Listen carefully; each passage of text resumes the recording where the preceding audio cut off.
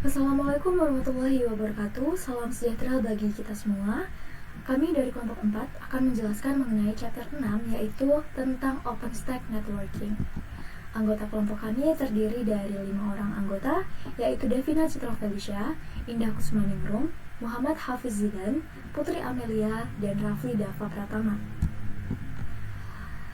Oke, pengertian dari OpenStack Networking itu sendiri merupakan layanan mandiri yang dapat diinstal terpisah dari layanan OpenStack lainnya, seperti Nova, Glance, Keystone, Cinder, dan Horizon.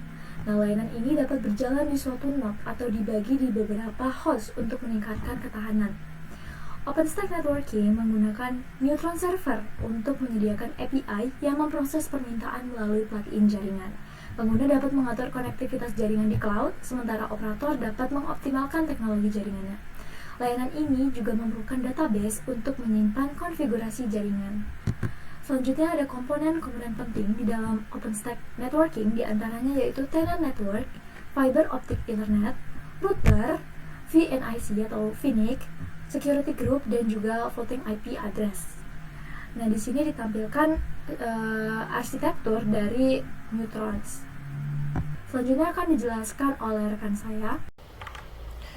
Selanjutnya, Neutron. Neutron terdiri dari beberapa layanan yang diimplementasikan sebagai daemon standar GNU atau Linux. Yang pertama yaitu ada layanan Neutron Server. Layanan ini adalah layanan utama Neutron. Nah, layanan ini biasanya menerima dan mengarahkan permintaan API melalui bus pesan ke plugin jaringan OpenStack untuk ditindaklanjuti.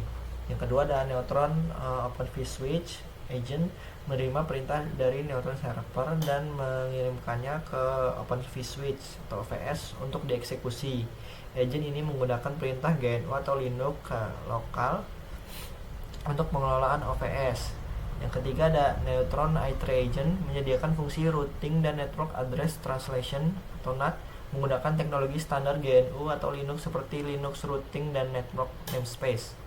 Terus yang keempat ada Neutron DHCP Agent, yaitu mengelola layanan DNS MASQ yang merupakan protokol konfigurasi host dinamis DHCP, ringan dan server DNS caching.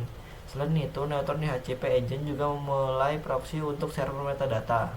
Yang terakhir ada Neutron Metadata Agent yang memungkinkan instance mendapatkan informasi seperti hostname, kunci SSH, dan lainnya. Mesin virtual dapat meminta informasi protokol HTTP seperti http://169.124.169.254 saat proses boot. Biasanya ini dilakukan melalui script seperti cloud init. Agent ini berfungsi sebagai proxy ke Nova API untuk mengambil metadata. Yang selanjutnya ada opening vSwitch arsitektur, itu bagian penting dari jaringan dalam OpenStack. Dokumentasi dan kode sumber OVS dapat ditemukan di situs resmi Open vSwitch. Meskipun OVS bukan bagian dari proyek OpenStack, OVS digunakan di sebagian besar implementasi cloud OpenStack dan juga diintegrasikan ke dalam sistem manajemen virtual lainnya seperti OpenKRM, OpenNebula, dan Overt. Selanjutnya akan dijelaskan oleh rekan saya. Selanjutnya itu adalah fitur yang didukung oleh OVS. Jadi di sini OVS mendukung berbagai protokol jaringan yang populer seperti OpenFlow, GRE, VLAN, VXLAN, NetFlow, SFlow, SPAN, RSPAN, dan LACP. Kemudian untuk konfigurasi terdistribusi, di sini OVS memiliki kemampuan untuk bekerja dengan kontrol pusat sehingga sangat mendukung arsitektur SDN atau yang disebut sebagai Software Defined Networking. Selanjutnya untuk komponen OVS. Jadi komponen OVS ada 3. Yang pertama adalah OpenSwitch _mod.ko. Jadi komponen ini merupakan sebuah modul kernel GNU atau Linux yang berperan sebagai ASIC atau Application Specified Integrated Circuit pada switch perangkat keras. Tugas utama dari modul ini untuk memproses lalu lintas jaringan secara efisien, kemudian menjadikan mesin inti untuk mengelola data dalam OVS.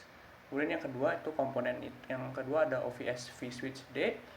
Jadi komponen ini merupakan sebuah daemon yang bertugas mengelola logika dan manajemen transmisi data. Kemudian untuk komponen yang ketiga itu adalah OVS DB Server. Komponen ini merupakan sebuah daemon yang digunakan untuk database internal. Daemon ini juga menyediakan antarmuka RPC atau yang disebut sebagai Remote Procedure Call ke satu atau lebih database Open vSwitch atau disebut sebagai OVS DB. Selanjutnya untuk bridge pada OVS akan dijelaskan oleh rekan saya.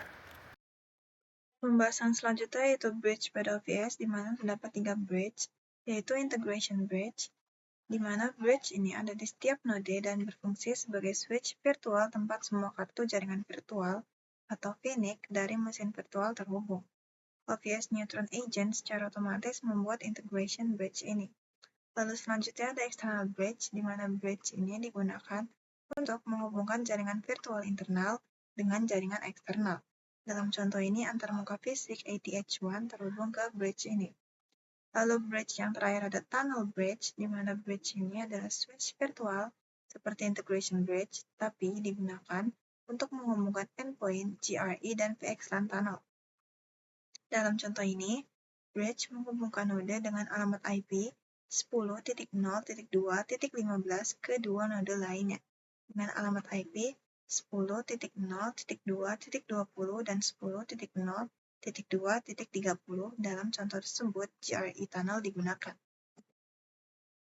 Selanjutnya itu ada Opening Virtual Network, di mana OVN adalah sebuah proyek open source yang bertujuan untuk mengelola jaringan virtual secara lebih fleksibel dan efisien yang dibangun di atas Open vSwitch atau OVS, sebuah perangkat lunak yang berfungsi sebagai switch jaringan virtual.